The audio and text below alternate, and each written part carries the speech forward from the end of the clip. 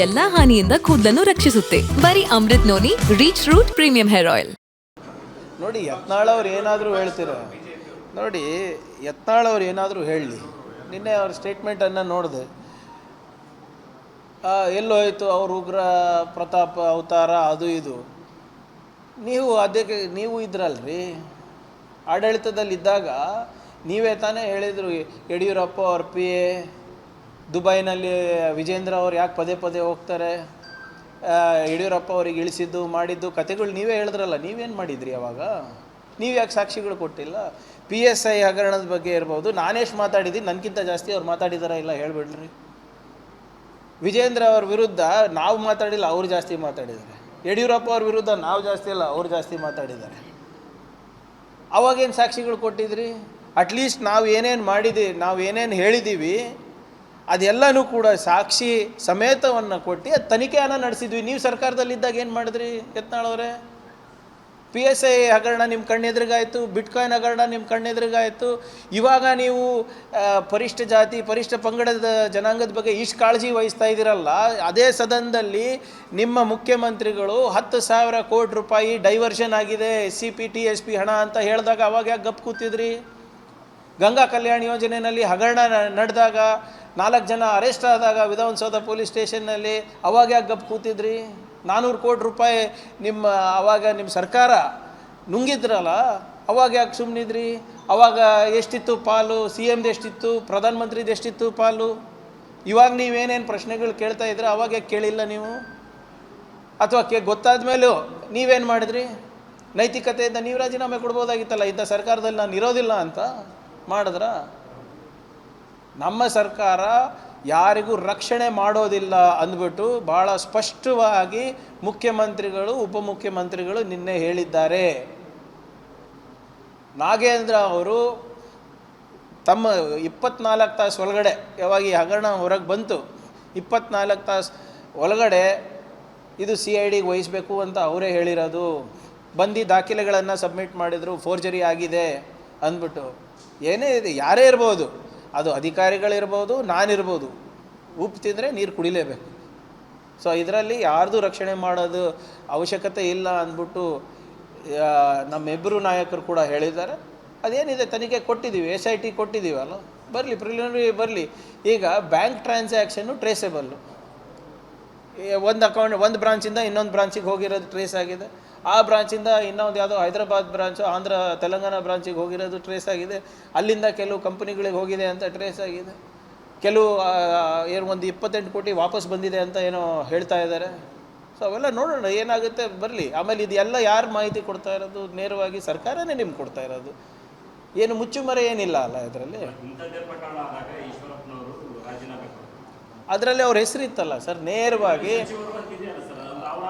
ನೋಡಿ, ಅಧಿಕಾರಿಗಳ ಹೆಸರಿದೆ, ಅವ್ರ ಮೇಲೆ ಕ್ರಮದ.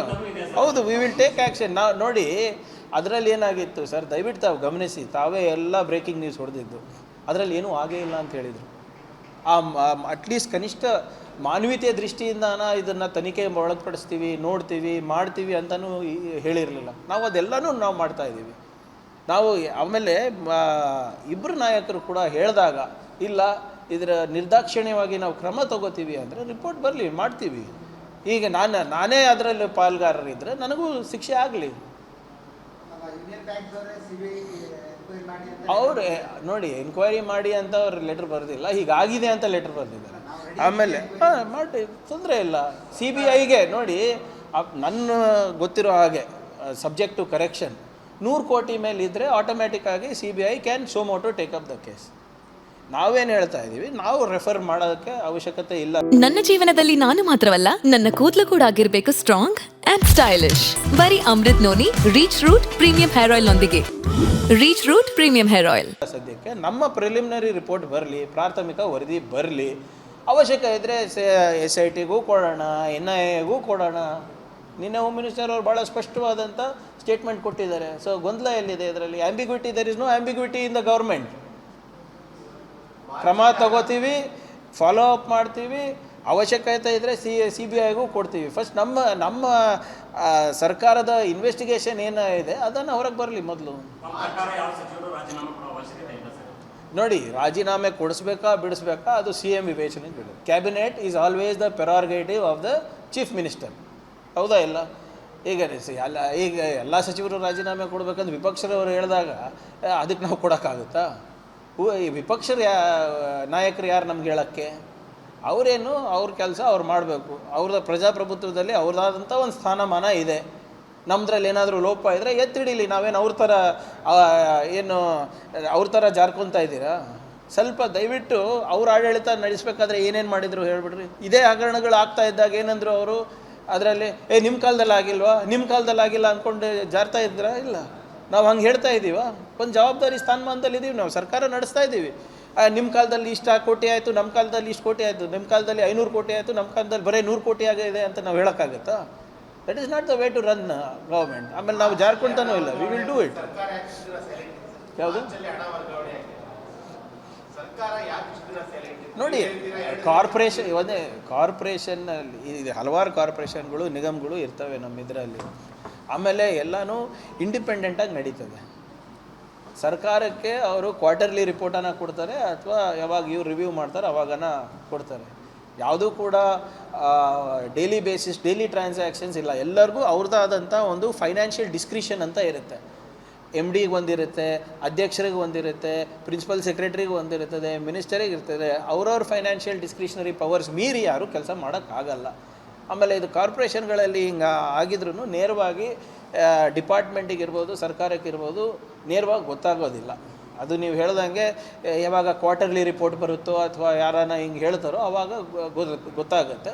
ಬಟ್ ಅಲ್ಲಿನ ಅಧಿಕಾರಿಗಳು ಯಾರಿದ್ದಾರೆ, MD ಇರ್ಬೋದು, ಅವರು ಇರ್ಬೋದು, ಇವ್ರು ಇರ್ಬೋದು, ಅವರು ಎಚ್ಚೆತ್ಕೋಬೇಕು. ನಮ್ಮ ಸಿಗ್ನೇಚರ್ ಫೋರ್ಜರಿ ಆಗ್ತಾ ಇದೆಯಾ ಇಲ್ಲ, ನಮ್ಮಿಂದ ನಮ್ಮ ಅಕೌಂಟಿಂದ ಇನ್ನೊಂದಿಗೆ RTGS ಆಗ್ತಾ ಇದೆ, ಅದಕ್ಕಂತ ಚೀಫ್ ಅಕೌಂಟ್ಸ್ ಆಫೀಸರ್ ಇರ್ತಾರೆ, ಅವ್ರ ಕೆಳಗಡೆ ಅಂಡರ್ ಸೆಕ್ರೆಟರಿ ಇರ್ತಾರೆ, ಸಾಕಷ್ಟು ಜನ ಇರ್ತಾರಲ್ಲ. ಸೊ ಲೋಪ ಆಗಿದೆ, there is no doubt in that. ಅನುಕ್ಷಣದ ಸುದ್ದಿಗಳಿಗಾಗಿ Vistara news YouTube channel subscribe ಮಾಡಿ.